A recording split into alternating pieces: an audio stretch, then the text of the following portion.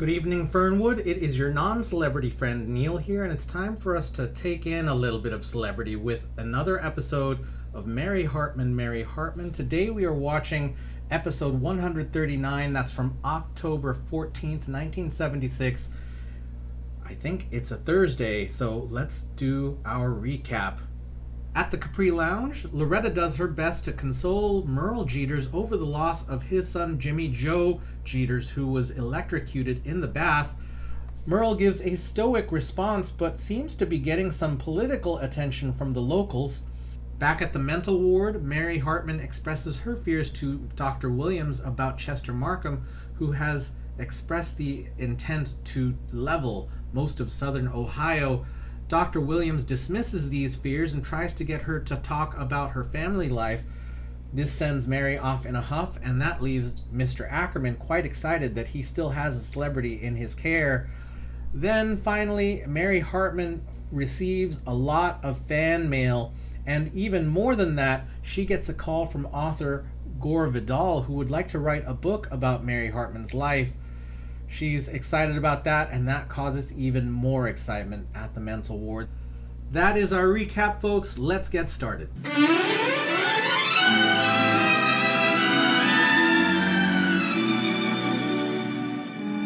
Mary Hartman! Mary Hartman!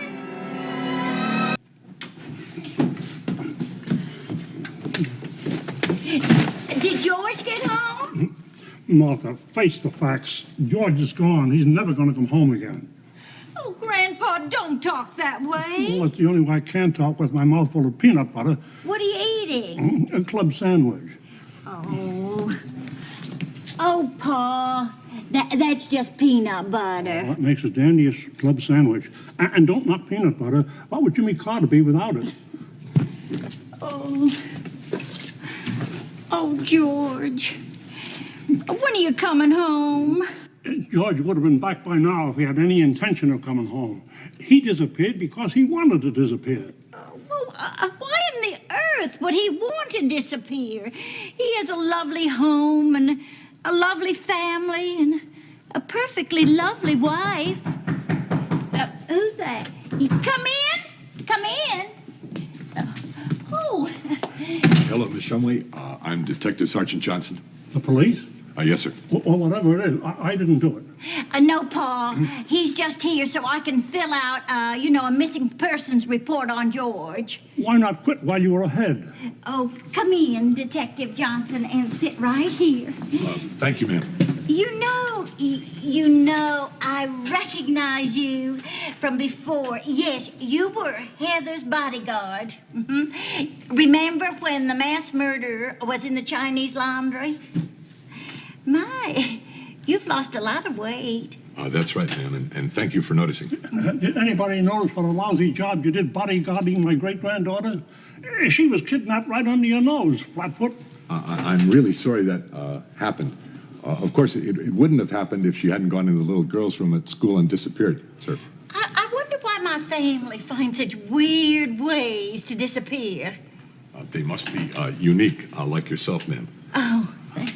Now, if you could just describe for me the circumstances surrounding your husband's disappearance. Why, of course. You see, he had just parked the car and had gotten out to go around to the back and over to my side to open the door for me, which was sort of unusual since normally he always expected me to open my own door. That's exactly the way it happened. You say he was driving? He parked and got out of the car and came around to help you on the other side? Yes, you see, I was carrying a big plant. And he disappeared? Well, I saw him just for a flash in the rear view mirror. And he never did get the rest of the way around to your door? No. Then the disappearance occurred between the image in the rearview mirror and the passenger seat car right. Yes. Now, does that give you enough to work on? We've had more. Well, aren't you going to take a description? That's what the fuzz always does on Adam 12. We already have a description on record, sir, from the time we arrested him in the raid on the massage parlor. Hey, suppose he went into another massage parlor and got rubbed out. Well, that's just a joke. Oh, Paul, this is no time for jokes. Now, Detective Johnson, how long do you think it will take you to find him? Well, Miss Shumway, there is no guarantee we will find him. Now, did you see any signs of foul play? A foul play? Did you hear a gunshot or a scream? Did he leave a stream of blood? A stream of blood? Georgian blood? Oh, I think I'm gonna... Faint. She always faints. No, get ill. No, I'm not gonna do that either. No, there wasn't any blood. Too bad. Too bad? Why? That would have made our job a lot easier. If there aren't any clues, we have to assume that he took off on his own. I've got it. I've got it. He suddenly came down with amnesia. A very remote possibility, Miss Shumway. Real amnesia is extremely rare. And it's not so rare. I hear about it practically every day. Where? On television, all the soap operas have at least one. Like Amanda Howard got amnesia on Days of Our Lives, and Phil Brewer on General Hospital. Then there was Tommy and Mickey Norton on Days of Our Lives. They all got amnesia and disappeared. I know a lot of people that disappeared on television lately, too. Do you watch the soap opera, sir?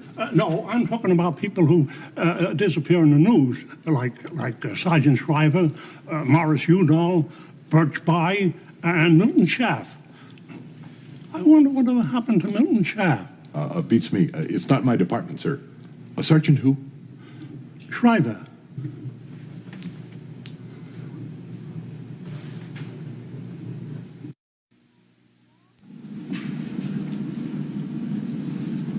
Surprise! Hardman, come in. Well, you look much better today. I know. Thank you. Actually, I wasn't really myself yesterday. You know, all that talk about atomic device and Mr. Markham and all of that. What must you have thought? Well, you did have me worried there for a while. You're feeling much better now. Oh, much. Much. Much. It's nothing like a good night's sleep. Or a dream come true, which is so relaxing, you don't even need your Thorazine, which, by the way, I do still take just for the hell of it. I find it a wee bit stronger than Somonix. You said you dreamed. It's terrific. Let's start with that. What did you dream? That Gore Vidal, he's the brilliant one. You always see him on the Carson show. He called me from Rome. You dreamt that Gore Vidal called you from Rome. No, I didn't dream it. He actually did call me from Rome. He said he wants to write a book about me. Well, Mary, I'll say one thing for you. When you dream big. No.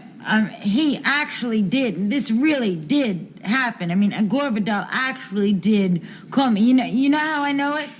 He called me from Rome, and it sounded like it. Now, he said that he is coming to Ohio, which is why I need an overnight pass just to get things ready. I want to get the house clean, and then I'll come back, because I'm not that sure I want to meet him, but I do want that house clean. Mrs. Hartman, we do permit patients occasional overnight leaves when we feel that the situation warrants it. But to go home to clean house for Gore Vidal, I question that. I really do. Do you? Well, it's possible I could hire some, temporary help. Why don't we call Mr. Ackerman? He was there when the call came, and he actually did speak to Mr. Vidal himself. See, I don't really understand it. I mean, to tell you the truth, it sounded stupid to me, but Ackerman's your guy, not mine.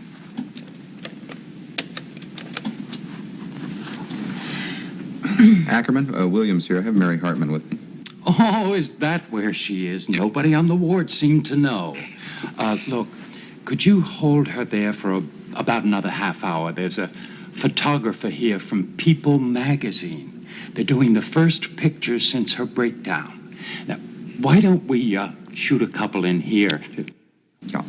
She says that she got a call from Gore Vidal yesterday. How about that, huh? Do you believe our luck? Gore Vidal. I don't believe anything that's happening here. Well, you don't have to believe it. Just enjoy it. We are going to make more out of Mary Hartman's being here than we ever made out of the federal government. So just be nice to her, but don't let her get away. But she wants an overnight pass, and I think she's earned it. You give Mary Hartman an overnight pass, and I'll have you certified for insanity along with her. I don't care how you explain it to her, but the answer is no. She's much too valuable to us. We can't risk losing her even for one night.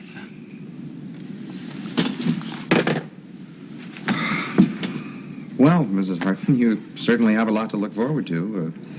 Meeting with Gore Vidal. Happy homecoming. So I will get my overnight pass. You know, I must tell you that sometimes it just amazes me how smoothly things go around here. Well, of course you can get it, but perhaps not quite as soon as you'd like. Well, why not?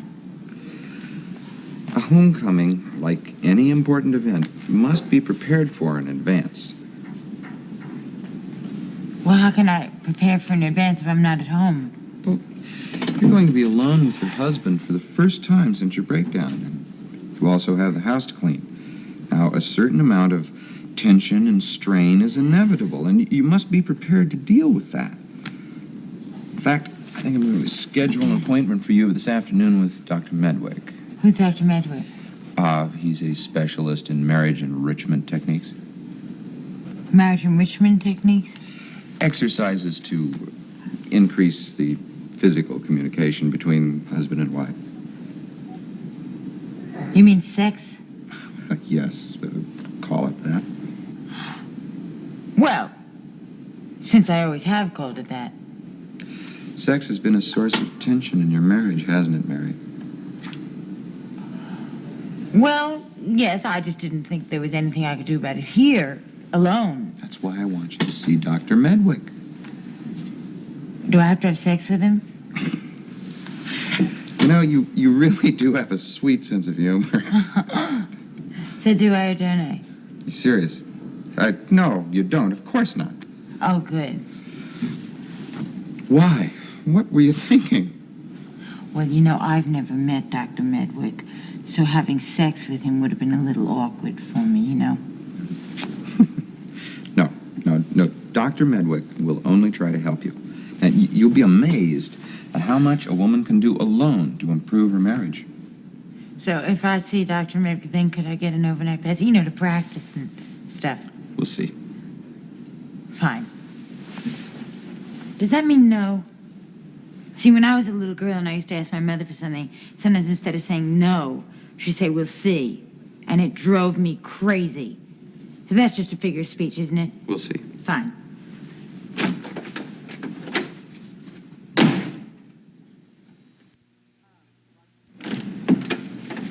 Ah, Mrs. Hartman. Yes, Mary Hartman. Are you the sex doctor? I'm the staff psychologist. Dr. Medwick, I'm sorry if I kept you waiting. I've been speaking to a group at a local church. Dr. Williams said that he wanted me to talk to you about sex. Ah. Or you to talk to me about sex. You said you were speaking at a church? Yes. Oh, is that about sex? Yes? That's correct. Did the minister know about it? Oh, he invited me. He did? Oh, yes. He invited you to speak to a church? Mrs. Hartman, do you find that surprising? I just wasn't aware that church groups had sex, that's all. Oh, what a sweet sense of humor. Oh, I'm sorry, I must have missed the joke. Well, you just made it. Well, then what did you mean? I just meant that I didn't know that ministers and people like that, I thought they were against sex. Because it's a sin. Well, in the biblical sense. Did you know that on the whole, the Bible is very pro-sex? No, I did not. Mm-hmm. The Bible? Oh, yes, indeed. In spite of what many people believe, the Bible encourages us to enjoy the pleasures of sex. Where did you get yours? You know, there are a lot of very unreliable bookstores around, and I have a very funny feeling that you might have gotten your Bible at one of those stores.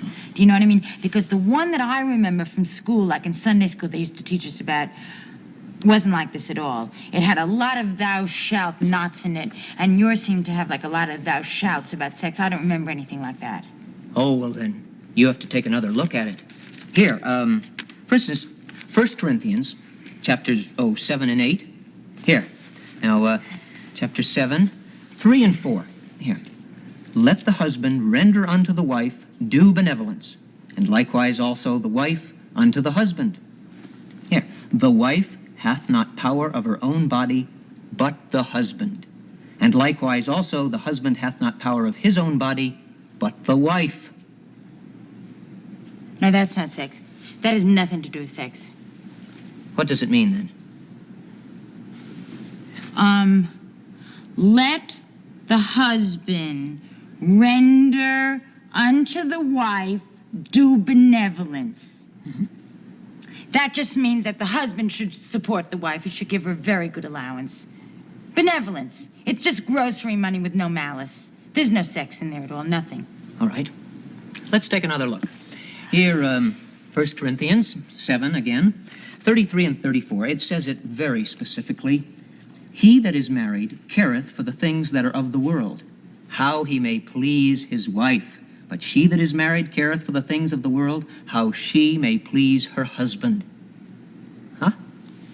You know, there are so many ways to please someone that don't have to do with sex. I mean, just so many ways. I mean, I'm surprised at you. But sex can be very, very pleasing in a marriage. The Bible is just full of passages like that. For instance, here in Ephesians 5:28, it says that a husband should treat his wife the way he wants his own body to be treated. Baths. That's all that is. All that means is that a husband should occasionally give his wife a bath. I mean, Doctor, I wish you could hear yourself. I think you'd be ashamed of yourself. I mean, you are taking the Bible. You are taking a book like the Bible, and you're saying that this book is saying that sex should be pleasurable. Of course. Doctor, the Bible is the good book. You are a very naughty man. I'm not a naughty man, Mrs. Hartman. Nor is physical marital love naughty. Are you familiar with the Songs of Solomon? No, I don't think I know anyone named Solomon. Wait a minute, is that a rock group? Because I don't listen to much music, but my daughter Heather, she does listen to a lot of, she plays those records all the time, but I don't listen that much, I'm referring to a book in the Old Testament. Oh, that's Solomon. Yeah. Oh, Songs of Solomon. Oh, yeah, I'm familiar with it. I'm not that, really too familiar with it, but, I don't know his music or anything. Here. It's a very sensuous book. It's very, very beautiful. Here, behold, thou art fair, my love. Behold, thou art fair. Thy hair, thy teeth, lips, thy two breasts are like two young roes that are twins which feed among the lilies. Until the daybreak, I will get me to the mountain of myrrh and to the hill of frankincense. Honey and milk are under thy tongue, and the smell of thy garments is like the smell of Lebanon. Are you sure that isn't from the sensuous woman? No, Mrs. Hartman. That's from the Bible. What's the copyright date on that?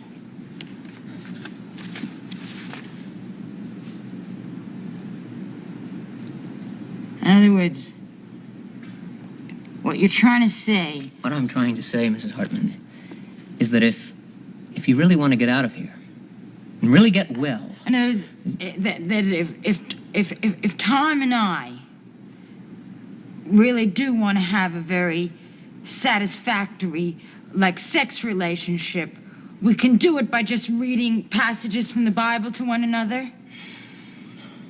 Well, I'll tell you something. I mean, I'd be willing to give it a try. I mean, it sounds boring, but I'll give it a try. It certainly wouldn't be a bad idea. To get rid of any feelings that sex is sinful. It's very important psychologically. Now, we do have other things that we recommend. Aids to mutual sexual satisfaction. You don't mean like the kind of stuff that you read about in the back of a magazine. Can I just tell you, Dr. Medwick, this is a mental institution. And although you have wandered in here by your own free will, and at any moment, they could commit you, so just be careful. No, these aids are just simple exercises which break down the repressions and add to fulfillment. Exercise? What do you mean, like push-ups? Because I hate push-ups, particularly before sex. No, not that kind of exercise. Mrs. Hartman, would you please trust me? Okay.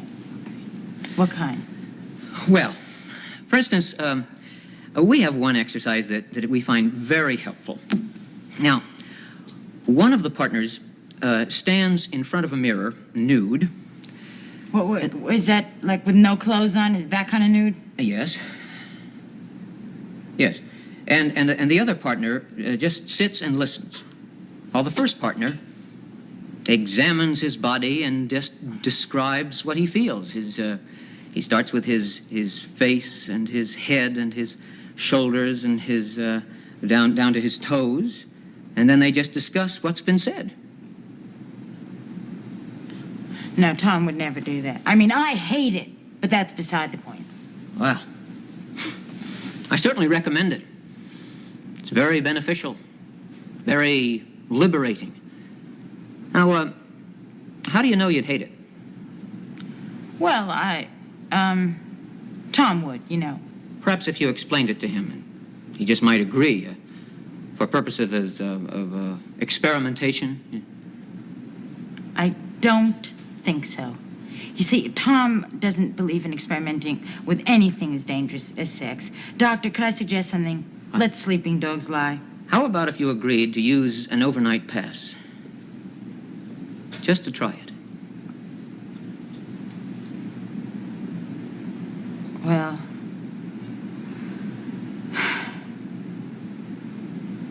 okay. Just try.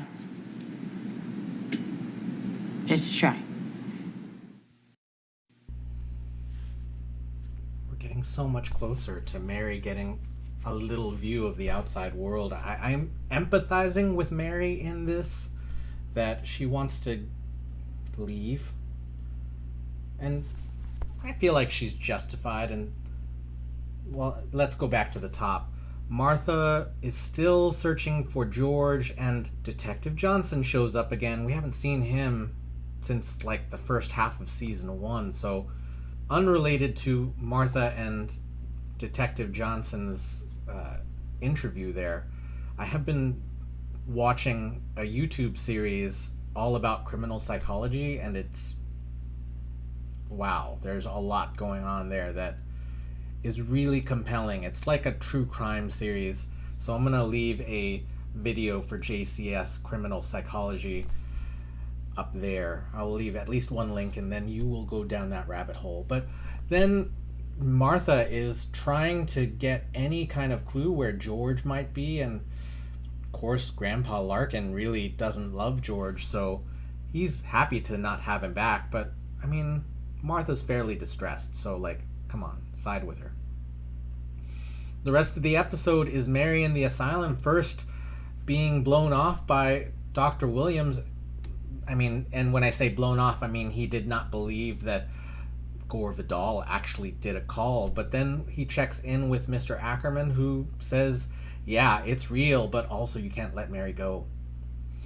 And yeah, I feel like Dr. Williams could show a little backbone and do what's for the good of Mary, his patient, and not just what Mr. Ackerman wants. I don't know what's in that relationship. I'll just assume that Mr. Ackerman is like a big boss. Something bad will happen if Dr. Williams does against his will, right? Acts against Mr. Ackerman's will. But Yeah, that's a bit cheesy. And we know Mr. Ackerman's want. He wants Mary Hartman there because the fame is good for the clinic.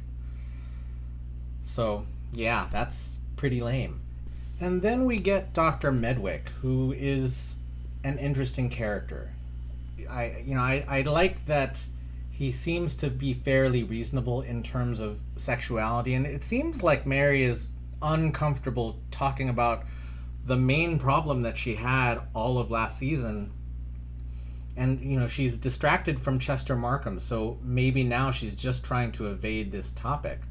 Maybe she needs to find a doctor that she can trust, and the doctors that she is talking to have not been great examples of rapport building, understanding folks. But at least in my read of Dr. Medwick, he seems to be fairly reasonable. Now, he is pushing an agenda on her, which is to try something.